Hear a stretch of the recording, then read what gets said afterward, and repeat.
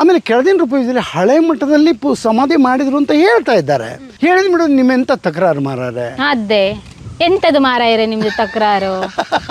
ಸಾಕ್ಷಿ ಇದ್ರೇನು ತಕರಾರಲ್ಲ. ಯಾಕೆ ತಕರಾರು?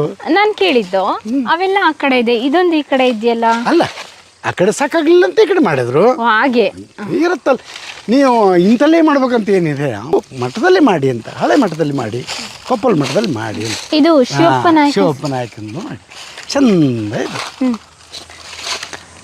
ಯಾರಿದ್ದಾರೆ ಶಿವಪ್ಪ ನಾಯಕ ಅದೇ ಶಿವಪ್ಪ ನಾಯಕ. ಈಗ ಇವತ್ತು ಕೂಡ ಪಿಕ್ಚರ್ನಲ್ಲಿ ನಾವು ತರುವಂಥದ್ದು ಡ್ರೆಸ್ ನೋಡ್ರಿ, ಯಾವುದು ಶಿವಪ್ಪ ನಾಯಕ ಇದೆ ನೋಡ್ರಿ. ಇವತ್ತು ಕೂಡ ಶಿವಪ್ಪ ನಾಯಕನ ನೀವು ಚಿತ್ರ ನೋಡಿದ್ರೆ ಅದು ಸಿಗತ್ತೆ, ನಿಮ್ಗೆ ತೋರಿಸ್ತೀನಿ ಇಲ್ಲಿ. ಇವ್ರು ಯಾರು? ರಾಣಿ. ಇವರು ಲಿಂಗಮ್ಮಾಜಿ, ಅದು ಸೇವಕರು ಇರ್ತಾರೆ. ಇವ್ರ ಜೊತೆ ಸೇವಕರು ಬರ್ತಾ ಇದ್ರ? ಇಲ್ಲ, ಈ ಒಟ್ಟಿಗೆ ತೋರಿಸ್ತಾರೆ ಅಷ್ಟೇ. ಚೆನ್ನಮ್ಮಾಜಿ ಸಮಾಧಿ ನೋಡ್ಬೋದು, ಎರಡಿದೆ. ಅಂದ್ರೆ ನನ್ಗನ್ಸುತ್ತೆ ಇದು ರಾಣಿ, ಇದು ರಾಣಿ ಚೆನ್ನಮ್ಮ. ಇಲ್ಲಿ ಕಿರೀಟ ಎಲ್ಲ ಅದು ಮಾತ್ರ ಇವನ್ನ ಇದ್ರಲ್ಲೂ ಕೂಡ ಇರುತ್ತೆ, ಮಾಸ್ತಿಕಲ್ಲಿನಲ್ಲಿ ಕೂಡ ಆ ರೀತಿ ಇರುತ್ತೆ, ಗೊತ್ತಾಯ್ತಾ? ಇಲ್ಲೇ ಈ ರೀತಿ ಎರಡು ಮಾದಲದ ಹಣ್ಣು ಅಪರೂಪ, ಒಂದೇ ಇರಬೇಕಾದದ್ದು. ಮತ್ತು ಆ ಡ್ರೆಸ್ ಎಲ್ಲ ನೋಡುವಾಗ ಅದು ರಾಣಿದೇ ಆಗಿರಬೇಕು. ಇವ್ರು ಯಾರು ಪಕ್ಕದಲ್ಲಿ? ಅದು ಸೋಮಶೇಖರ ನಾಯಕನ ಒಂದು ಚಿತ್ರವನ್ನು ಹಾಕಿದ್ದಾರೆ ಅಷ್ಟೇ. ಅದು ನಾಯಕ ಸೋಮಶೇಖರ ನಾಯಕಂದು ಇದಾಗಿದೆ. ಸೋಮಶೇಖರ ನಾಯಕ ಆ್ಯಕ್ಚುಲಿ ಮೊದಲೇ ತೀರ್ಕೊಂಡಿರ್ತಾನೆ.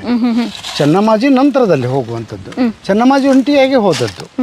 ಚೆನ್ನಮ್ಮಾಜಿ ಸಾವು ಹೇಗಾಗುತ್ತೆ ಸರ್? ಚೆನ್ನಮ್ಮಾಜಿ ಸಹಜ ಸಾವು, ಅದು ಸಹಜ ಸಾವು, ಸಹಜವಾಗ್ತದೆ. ಚೆನ್ನಮ್ಮಾಜಿ ಸೆರೆ ಹಿಡಿದಿಲ್ಲ, ಆಕೆ ಆರಾಮಿಲ್ಲದಂಗೆ ಬಹುಶಃ ಆರಾಮಿರಲಿಲ್ಲ ಅಂತ ಕಾಣಿಸುತ್ತೆ.